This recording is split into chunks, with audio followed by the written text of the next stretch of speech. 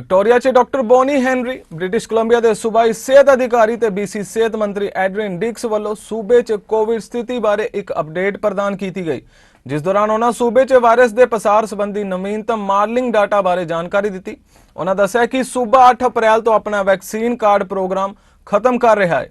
So today we're going to give an update on where we are with COVID-19 and go through some of the data and talk about the measures that we're going to have coming up in the next few days and weeks.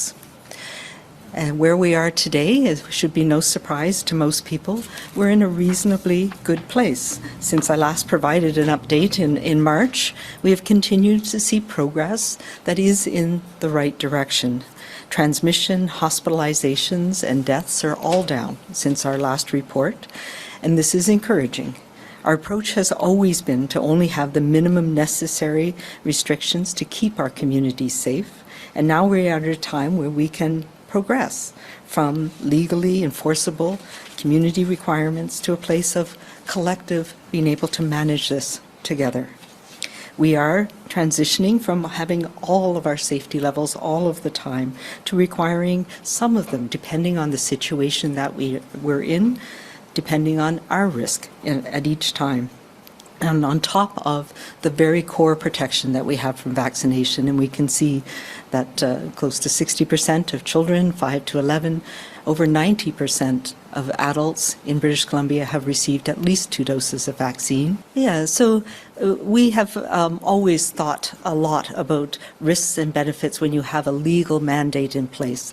So we removed that, as you know, a number of weeks ago, given what we were seeing in terms of the high level of vaccination and the low levels of transmission.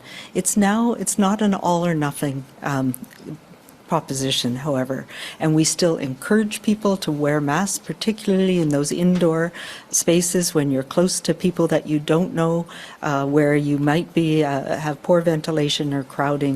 So we still strongly encourage that for people to choose to do that, but we no longer feel it's necessary to have a legal order that requires you to wear it all the time, every day in those settings. And particularly we know it impacted children and staff in schools and post-secondary institutions, and people who are also affected by many other measures. So we are we believe that we had the right time for removing the mask mandate. We've seen a continued decrease in transmission, and that people are being respectful of requirements and requests to wear masks.